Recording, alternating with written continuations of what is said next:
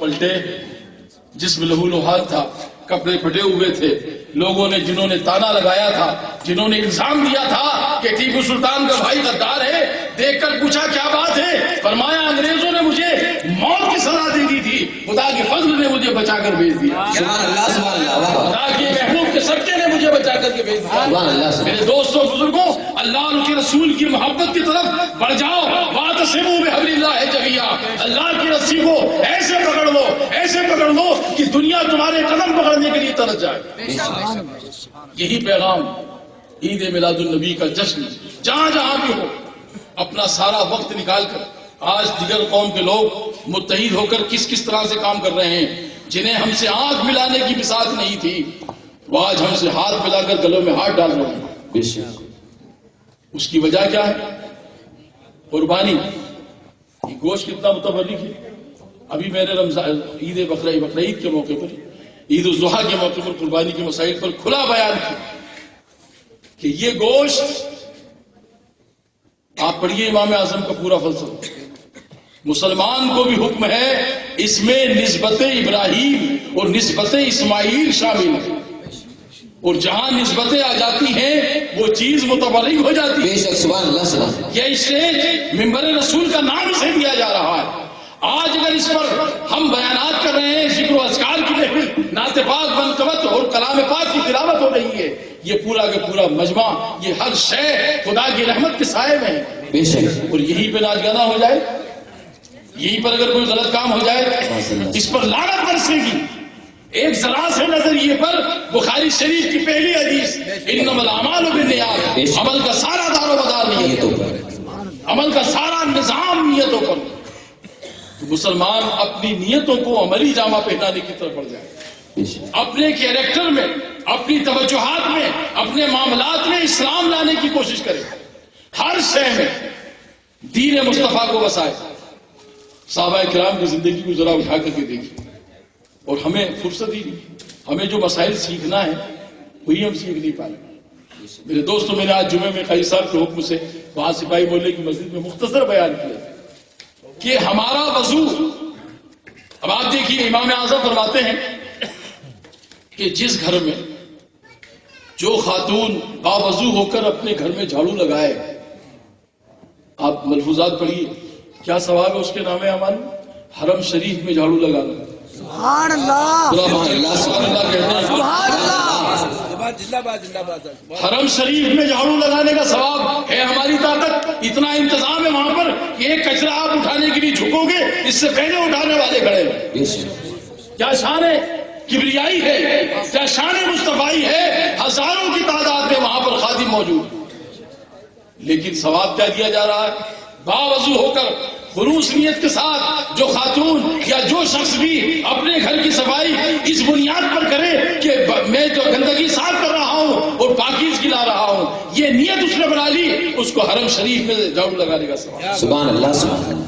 جو عورت باوضو ہو کر اپنے گھر میں ایمان کی حالت میں مصطفیٰ جان رحمت صلی اللہ علیہ وسلم کی غلامی میں کھانا باوضو ہو کر بناتی ہے، اس کو مجاہد اسلام، مجاہدین اسلام کے لیے کھانا بنانے کا ثواب دیا جاتا ہے۔ سبحان اللہ۔ یعنی اس کے نامہ اعمال میں غازی ہونے کا ثواب لکھا جاتا ہے۔ بے شک۔ جنگ میں عورتیں شریک تو نہیں ہوتی، لیکن جنگ کے لوازمات کے لیے تیاری کرنے والوں میں اس کو شمار کیا جاتا ہے۔ بے شک۔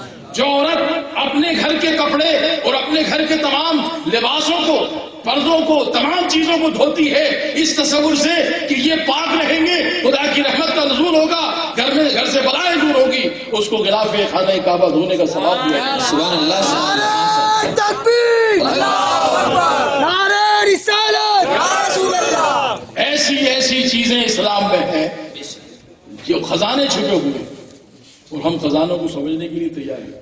ارے وہ خزانے تو بہت بڑے ہیں، مرد مومن خود ہے خزانہ۔ بے شک۔ کلمہ طیب پڑھ لیا آپ نے، آپ اسلام کا خزانہ بن گئے۔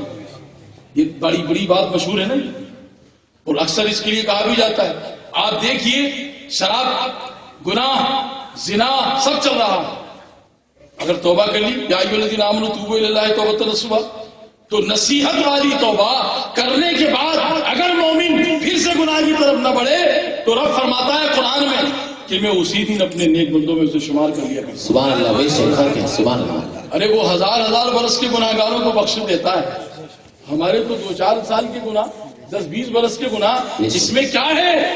ایک بار محبت کی، مسرت کی اور حقیقی توبہ کا بیڑا اٹھاؤ، پھر میرے دوستوں کامیاب زندگی رہے گی۔ تو بتا یہ رہا تھا کہ قربانی کا جو گوشت ہے وہ بے وضو کھانے کا بھی اولیاء کاملین کی بارگاہ میں اجازت نہیں ہے۔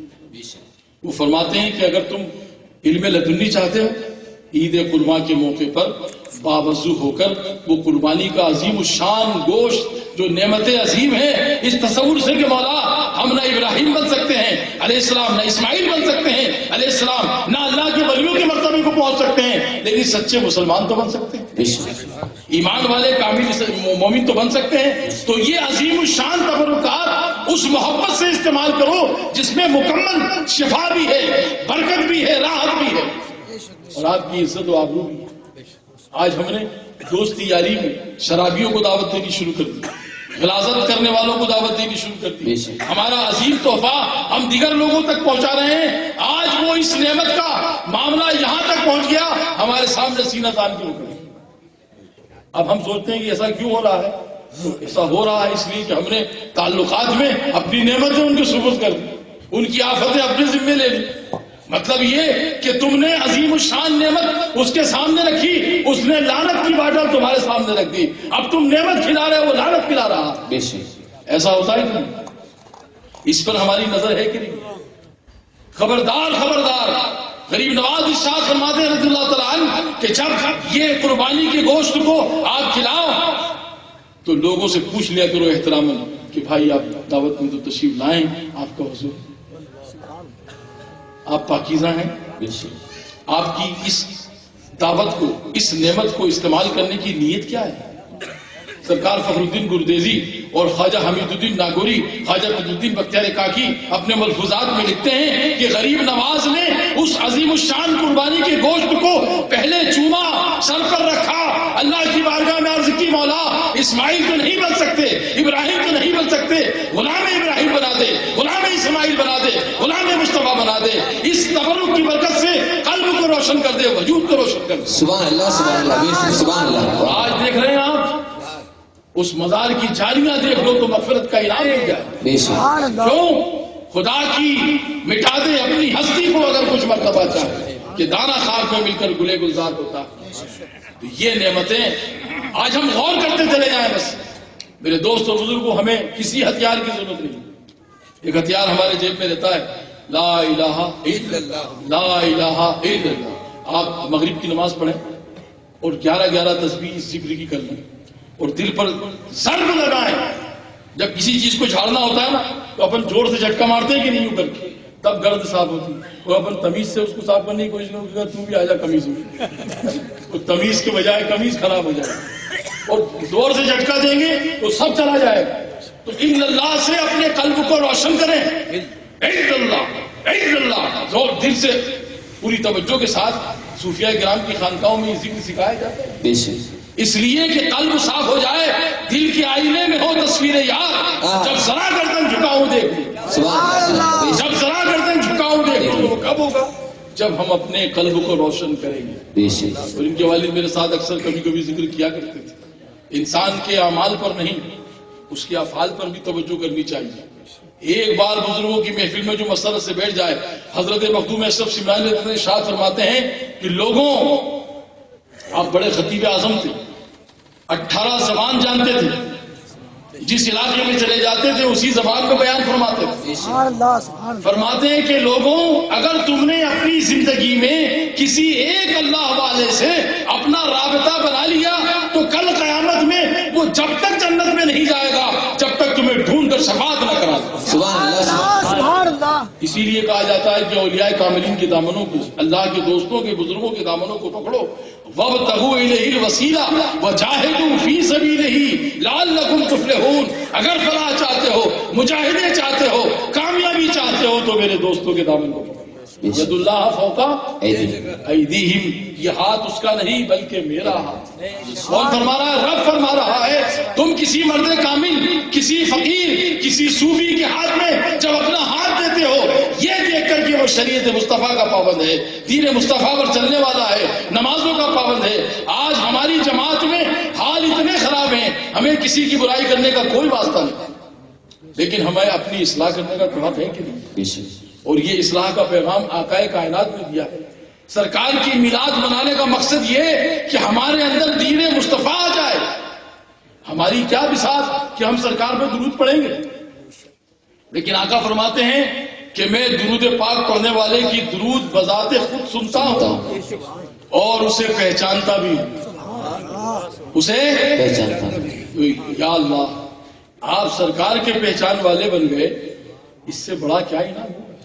جو سرکار کی پہچان میں آ گئے انہیں دنیا پہچان کر عبد القادر جیلانی کہہ رہی ہے، جو سرکار کی پہچان میں آ گئے انہیں پہچان کر خواجہ معین الدین چشتی کہہ رہی ہے، جو سرکار کی پہچان میں آ گئے انہیں قاضی چلفشا کہہ رہی ہے، جو سرکار کی پہچان میں آ گئے انہیں عبد الکریم چشتی کہہ رہی ہے، جو سرکار کی پہچان میں آ گئے ان کے نام روشن کیے جا رہے ہیں۔ سبحان اللہ، سبحان اور پھر یہ ذمہ داری کس کی ہے؟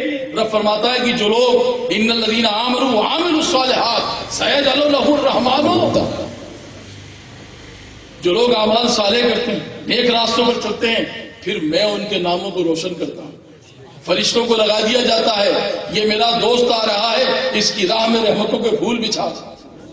اور جب اس سے ہٹ جاتا ہے بندہ تو پھر وہ گندگی کی طرف بڑھتا ہے۔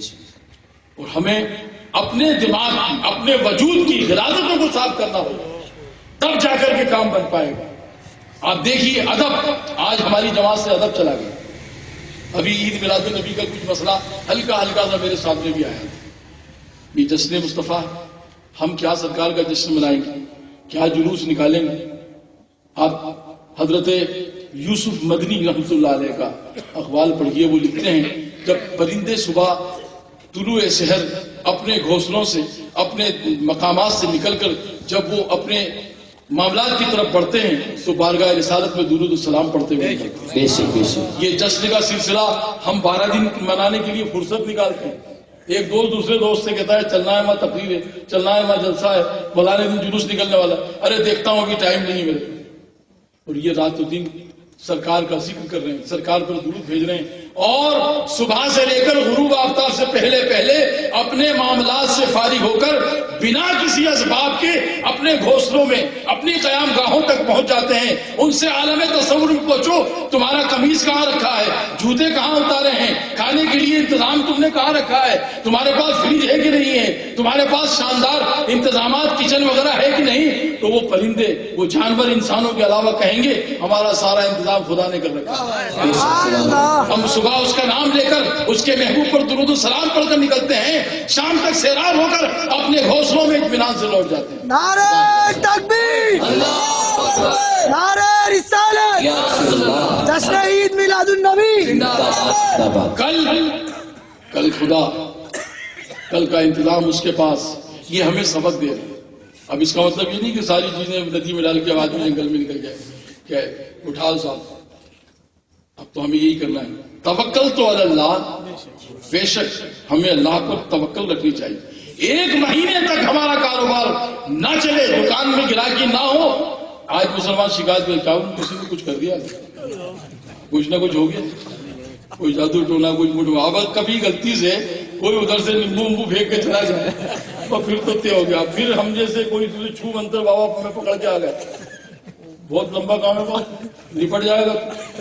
ایک میرے پاس آئے کہنے کے صاحب وہی بابا نے کہہ دیا تو مر جائے گا۔ اب وہ اس دہشت میں بالکل کھانا پینا چھوڑ کے لیکن اس کو گاڑی میں ڈال کے لائے۔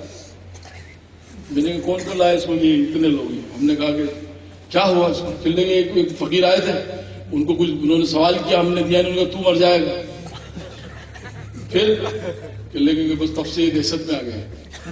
ان کا اس کے رشتے دار کو، میں اس کا بھائی ہوں، یہ اس کے چاچا ہیں، یہ والد ہیں۔ میں نے کہا تم سب بھی مر جاؤ گے۔